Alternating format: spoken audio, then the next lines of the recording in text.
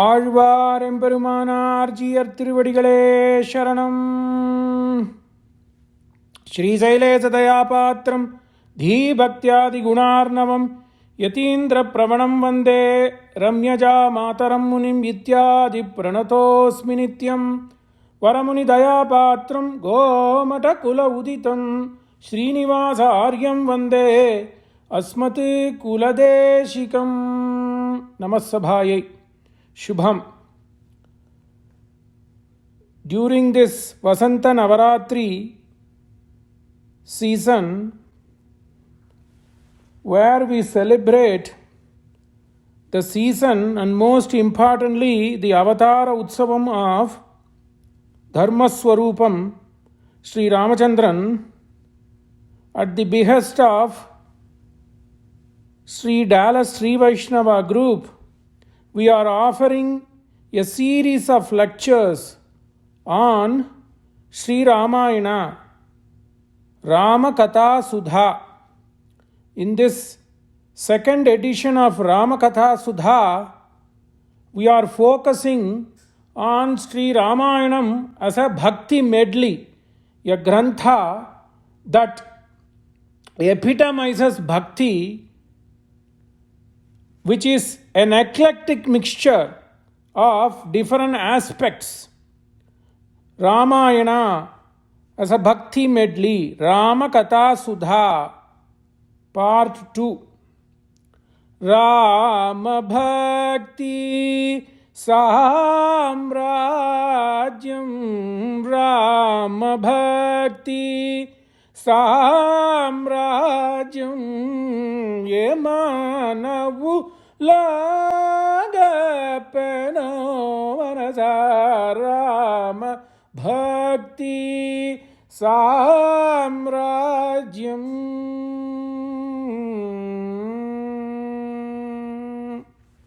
As Saint Tyagaraja sings, Rama Bhakti Oka Samrajyamu.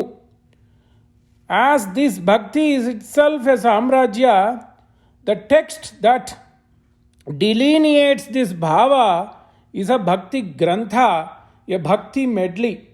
How is this medley structured? This medley is an eclectic mixture of highest substance, sastra. Then it depicts the way of life by portraying different bhava. Melancholy, joy, separation, union, deceit, so on and so forth. And above all, it has to reach. Outreach is important. So the Kavis, whether it is Yadutachan in Malayalam, or Tulasidas in Avadhi, or Surdas, or Kamban in Tamil, or Sage Valmiki, they all try to get a maximum outreach of this great epic by using beautiful poetic structure, so poetic eloquence. So Ramayana is a bhakti medley that has highest substance, sastrartha, and then it is a kind of depicts the historical events.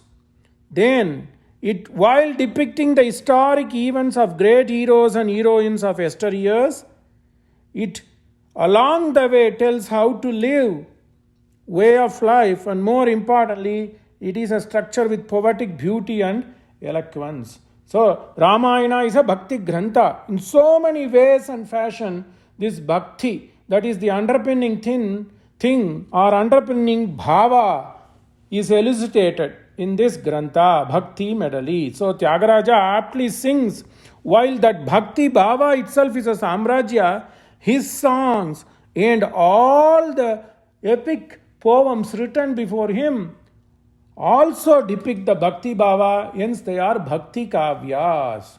Even though Sri Vaishnavam elevates this grantha to be a Sharanagati grantha, but it's a bhakti text. And one form of this bhakti is basically Sharanagati. In other words, in a modern parlance, if you take bhakti to be a field, then a protocol or a subject. So let's take molecular biology. If somebody is studying molecular biology, then they would know that forming chimeric structures using polymerase reactions, PCR, those are all basically protocols or the steps. Similarly, the field is, the larger picture of that field is molecular biology, but within molecular biology there are subfields, or in other words steps to attain a goal, like PCR, polymerase chain reactions, or chimeric structure formation, or recombinant DNA techniques. So likewise, Sharanagati is a technique and Bhakti is the underpinning thing. This Sri Ramanuja also, in one of the ways of explaining Tiruvayamozhi, he puts this. So we will see that later on, but let's delve into the Bhakti concept. So Sravanam Kirtanam Vishno Smaranam Padasevanam Archanam Vandhanam Dasyam Sakyam Atmanivedanam, which is a famous poem in Bhagavatam. Ramayana depicts all these aspects of Bhakti. That's what we are going to see, but we are going to see it in a much interesting fashion, to see how Kavis like Valmiki and subsequent Kavis like Kamban have brought this Bhakti Bhava in the text so that it makes a greater appeal. That is what this lecture is going to be. Ramayana, a Bhakti medley. So why is this Bhakti important? Because Bhakti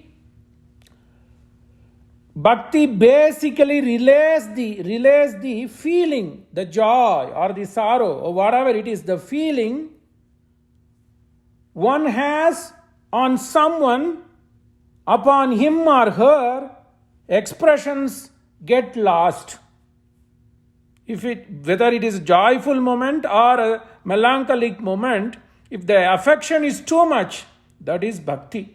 So Ramayana does that. Swami Manavala Mamanigal, how he picks this poem we don't know. From Krishna Karnamritam, he picks this poem and then depicts this Bhakti of one or two characters from Ramayana and Bhagavatam and says these are the people who have epitomized Bhakti, and these Bhakti Bhava of these great people have been captured in Granthas like Ramayana and Arulichayal. Ya pritihi vidurarpite muraripo Kuntyarpite yadrishi ya govardhanamurdni ya chaprutike stanye yashodarpite bharadhwaja samarpite sabarika dhatte adhareyo stitam ya priti munipatni bhakti rachite Prityarpite tam kuru. Even if I have a fraction of that bhakti,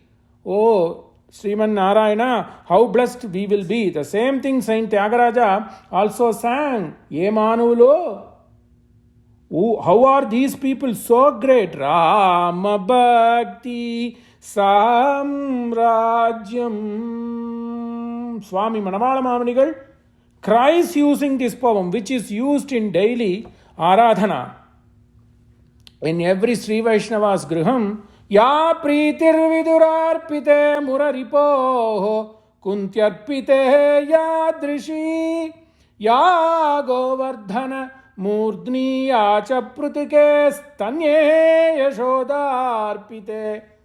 First two lines, this poem depicts the episodes from Srimad Bhagavatam. And then the second lines, the third and the subsequent line focuses on Sri Ramayana. In that, Bharadhwaja samarpite sabarika datte adare yostitam. So, the hospitality shown by sage Bharadhwaja, the hospitality shown by Matanka Muni Sishyai, Sabhari, those are the characteristics of Bhakti Bhava. That is what Sri Ramayana does.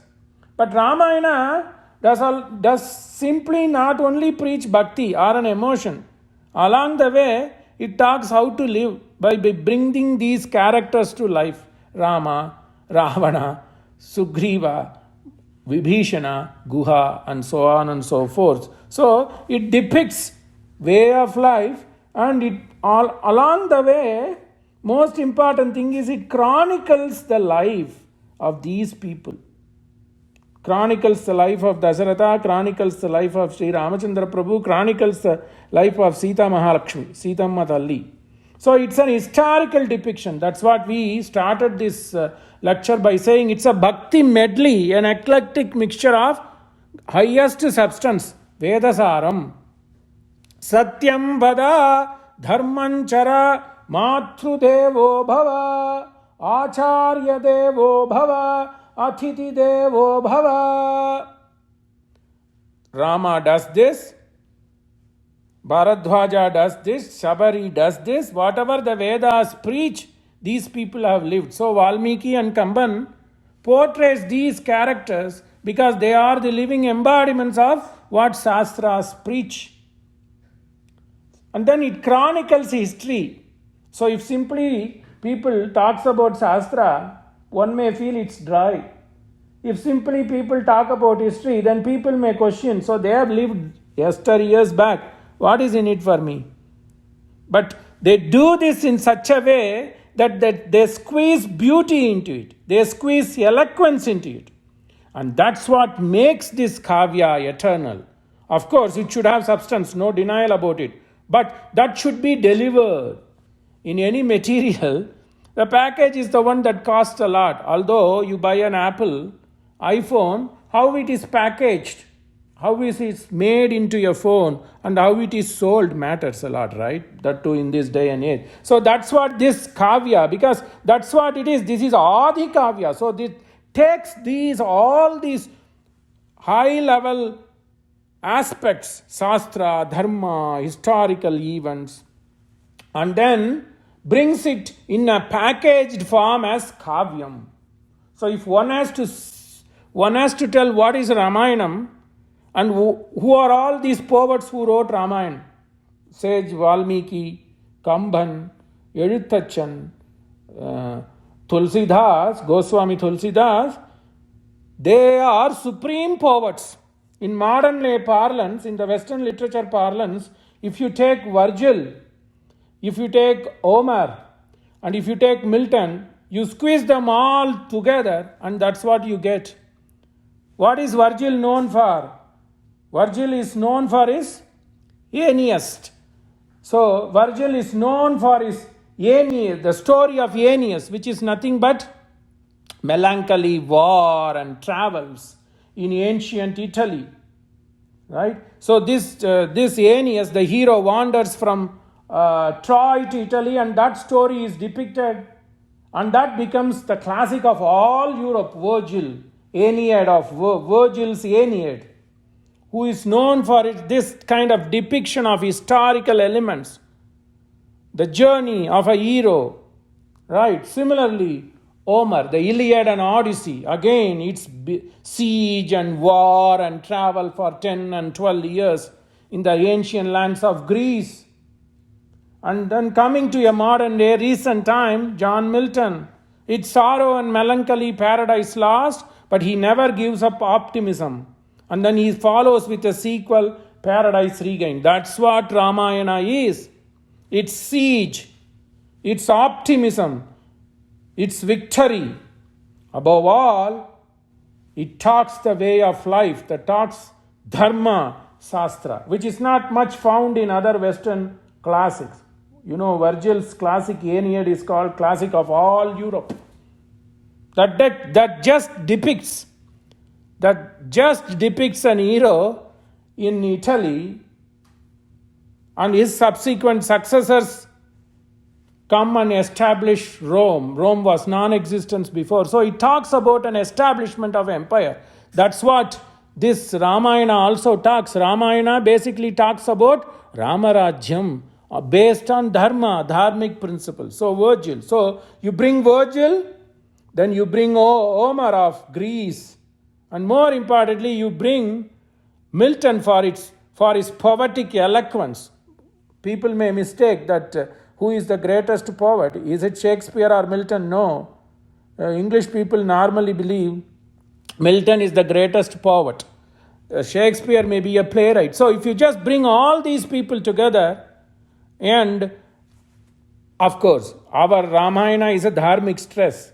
Keeping that aside, so you bring all these great poets whom the world recognizes and then bring them into one body, and that body writes an epic poem, and that's what Ramayana. Whether it is in Sanskrit, whether it's in Avadi, whether it's in Malayala, or whether it is in Telugu, or whether it's in Tamil, because the Grantha has the substance. That's what the importance is. That's what one contrast between the other Western classic literature writers and this Sanatana Dharmic text is, it has so much substance. It's a fertile text that has substance, which encompasses everything. It has the beauty, it has the eloquence, it has all the emotions. Above all, it has the dharmic base into it. So, if you look at what these poets have done, one has to go and look what John Dryden quotes about these poets of the Western classics. But I don't think he had known about Valmiki or Kamban. If he had known, he would not have stated this quote. But the quote itself is beautiful. What I am trying to say is, Ramayana has all the aspects of a great literature, a great text. Three poets in three distant ages born. Three poets in three distant ages born. Greece, Italy, and England did adorn. The first in loftiness of thought, the next in majesty, in both the last. The force of nature could no further go, to make a third, nature joined the former two. That's what Sri Ramayana is. Ramayana has loftiness of thought, like Odyssey of Homer. Then the majesty, the power, the flow of words in Virgil's Aeneid. And then the poetic eloquence, the loftiness of thought, and then the majesty of flow of the language, which people thought of John Milton. We don't have to go anywhere else. We see that in Sri Ramayana. That's what we are going to see. So, had Lord Dryden known about Sri Ramayana, he would not have said this quote. But Sri Ramayana is an ever fertile bhakti medley. So we will walk through step by step and establish that Sri Ramayana has all the qualities, and the poets of Sri Ramayana will surpass the qualities and characteristics of Virgil, of Italy, Rome, Homer of Greece, of course Milton, and subsequently Shakespeare of England.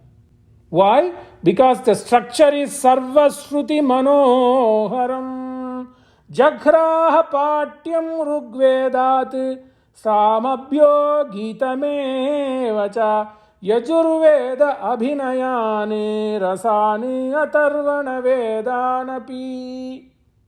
The Natya Sastra prescribes how a bhakti structure, how a text should be. It should have the prose and prosodic structure of Rigveda. Of course, Rigveda is basically Padya. But Rigveda and Yajurveda, these two are, one is prose and another one is poetic structure. So, yes, a good structure, according to Bharata Muni, should have Jagraha Patyam Rugvedat. It should have a flow. Kujantam Rama Rameti Maduram Maduraksharam Aruhya Kavita Shakham. So it should be a flow there. Flow like a cuckoo singing. Right? Jagraha Patyam Rigvedat. And it should have a melody. Samabhyo Gitamevacha Yajurveda Abhinayan. So the emotions can be depicted not by just singing alone. There are some places where one has to use prose. Yajurveda Abhinayan Rasani Atarvana Vedanapi. All these aspects are mixed as an eclectic mixture in Atharvana Veda. That is what this Ramayana Bhakti Grantha is. So it basically talks about dharma. Why did Rama go to the forest? Rama had everything. In fact, Lakshmana says, let's not worry about this Vriddha Rajan. He's going to go away soon. I can capture him and then make him Bandi. And then you reign, brother, you reign this kingdom. But then Rama did not flinch. He said he has to go because he has to keep his father's word. That is the underpinning thing, dharma. Even though it is a bhakti text, all it says is about dharma. Tatak kamala patrakshaha syamo nirupamo mahan. Opparum mikkarum ilada mamayan, as Alvar says. Maybe he borrowed from Valmiki. Valmiki says there is no one equal to Rama, because what he did was he stood for dharma. Tatak kamala patrakshaha syamo nirupamo mahan. Upamaha, na upamaha. There is nobody equal to him. Uvacha Ramam tam sutam piturakyahi mamiti. In Valmiki's own words, Uvacha Ramaha tam sutam piturakyahi mamiti. He said, because I have to make my father's word come true. So this is what it is, Uvacha. So he says that my father's word have to come true. So I am there. So this he says while get the Ajna. He is walking into the Dasaratha's griham. Tatak kamala patrakshasyamo nirupamo mahane. Why Valmiki calls Rama as one with no equivalence to him is because in the same sarga, the quality of Rama has been given as the man who stands on dharma. Aiswaryasya rasajnyaha sankaminam chaiva kamadaha nechatyeva nritam kartum pitaram dharma gauravat. That is the word. So to say that Sri Ramayana is based on dharma, this particular sloka is important. Because subsequently, if I remember correctly, Valmiki qualifies Rama as Kamala Patrakshaha Syamaha Nirupamaha Mahan. But why would Valmiki call Rama to be a one with no equivalence, or there is no one on par with him, is because he wanted to preserve dharma. More importantly, he wanted to make his Vriddha father's word true. Aiswaryasya rasajnyaha sankaminam chaiva kamadaha nechatyeva nritam kartum pitaram dharma gauravat. I don't want to. Na ichchami nechatyeva anritam kartum pitaram dharma gauravat. I just want to give dharma. I just want to give respect to dharma. Aiswaryasya, Rama had everything. While Aiswaryasya Rasajnyasan, he was enjoying. He was Rasajnyasan, Aiswaryasya Rasa. So he was able to enjoy all these benefits. But Rama is the one, while enjoying all, he is the one who could give everything to others. But he did not try to listen or accede to what Lakshmana says. He says, I will do what my father said. Dharma gauravat. Na icchetu. I don't want to make my father a man of falsehood. Anrutam na kartum icchetu. So, Ramayana, while talking about all these bhakti bhava, the historic events, the dramatic events, on top of it the beauty depictions here and there, everywhere the underpinning is dharma. So what did we say? Ramayana is a medley, eclectic medley. Here and there it mixes things, that's fine. Eclectic medley of highest substance, that is dharma. And then it intertwines these beautiful aspects to make it a kavya. Valmiki uses many similes to make it interesting. In the beginning of the epic poem, Valmiki, when he describes the water of Tamasa Nadi, He says it is crystal clear like the heart of pure pious men. Akardamam idham tirtam bharadvaja nishamaya ramaniyam prasannambu san manushya manaha yatha. See, poetic eloquence. This is ramaniyam prasannambu san manushyanam manaha yatha. Poetic eloquence. This poetic eloquence with great substance in a beautiful meter. Kavyam Ramayanam Krishnam Sitayas Charitam Mahat Paulasya Vadham Ityeva Chakara Charitavrataha. So this Kavyam was done. Ramayanam Krishnam. The entire structure is Sitayas Charitam Mahat. Piratiyin ஏற்றம் சொல்லாது வந்தது ஸ்ரீராமாயணம். சரணாகதி. Trijada Sharanagati, Rakshasi Sharanagati. Pirati even says, if you become friend with Sri Rama, he will protect you. This is to Ravana himself. So, this is Chitaya's Charitam. It is okay. It is a great epic of Sita. But it becomes so good. It becomes so mellifluous because it is done in a poetic structure. Patye geye cha maduram Pramanaistribihi anvitam jhatibihi saptabihi baddham tantri laya samanvitam. So we are trying to give some examples from Sri Valmiki Ramayanam himself. How we could characterize this Grantha to be a medley, an eclectic medley of Shastra, poetic eloquence. You know, a poet uses a lot of similes. Upama Kalidasasya. Likewise, Valmiki also, but the underpinning theme is Dharma, so there may not be many similes like in each poem like Kalidasa used to do in Raghuvamsa. But it still has the poetic eloquence and then beautiful meter.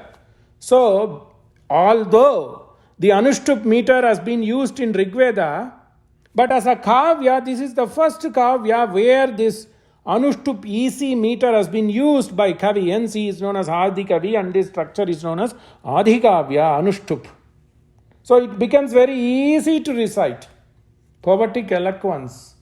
And then the poetic beauty and the meter is Patye Geye Chamaduram Pramanai Tribiranvitam.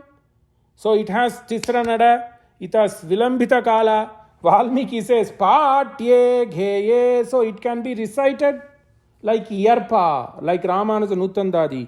It can be sung like Trivaimari. Patye Gheye Chamaduram Pramanai Tribiranvitam. The three different notes, Tisranada, Vilambita Kala and Madhyama Kala.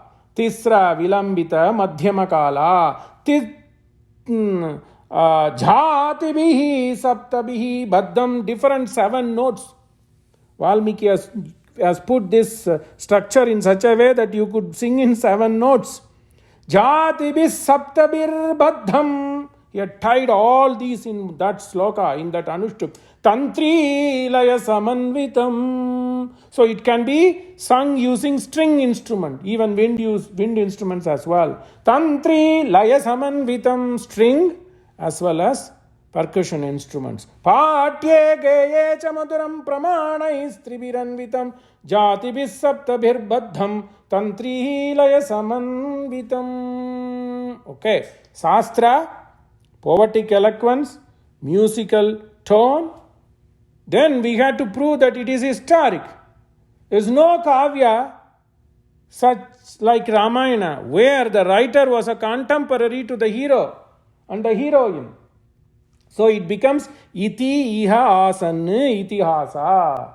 Konvasmin sampratam loke gunavan kascha viryavan dharmajnascha kritajnascha satyavakyo dridavratah. In 4 poems, in the first sarga itself, Valmiki establishes that this is an authenticated historic document.